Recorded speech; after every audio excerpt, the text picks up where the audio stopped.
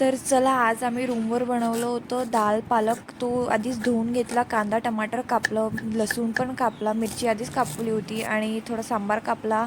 आणि त्यानंतर मग कुकर घेतला, त्यामध्ये थोडं तेल टाकलं आणि त्यामध्ये थोडं जिरं टाकलं. मोहरी तर आमच्याकडे नव्हती, तर रूममध्ये हेच मिळालं, तेच खूप झालं. त्यानंतर आम्ही थोडा कांदा टाकला, मिरची टाकली आणि त्यानंतर थोडा लसूण पण टाकला आणि ते मिक्स होऊ दिलं. शेंगदाणे पण होते तर आणि असे शेंगदाणे पण टाकून दिले. त्यानंतर थोडं टमाटर टाकलं आणि मिक्स केलं आम्ही.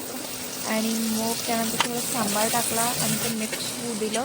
सांबारने कसं असं खूप छान सुगंध येतो, मला खूप आवडते. आणि त्यानंतर आपण थोडं अद्रक लसूणची पेस्ट पण टाकली आणि मग त्यामध्ये मीठ टाकलं आणि मग त्यामध्ये थोडंसं आणखी टाकलं आणि थोडंसं तिखट टाकलं आणि मग त्यामध्ये टाकलं आपण हळद आणि गरम मसाला आणि थोडासा धनिया पावडर टाकून दिलं आणि मग ते छान मिक्स होऊ दिलं. आणि ते मसाले जळले नाही पाहिजे म्हणून आपण त्यामध्ये थोडं पाणी पण ॲड केलं आणि ते छान शिजू दिलं. आणि मग त्यामध्ये आपण पालक आणि डाळ टाकली आणि ते छान मिक्स करून घेतलं. आणि मिक्स केल्यानंतर आपण त्यामध्ये थोडं पाणी घालवलं आणि मग त्या पण मिक्स करून घेतलं आणि त्यामध्ये थोडं बटर टाकलं वरून.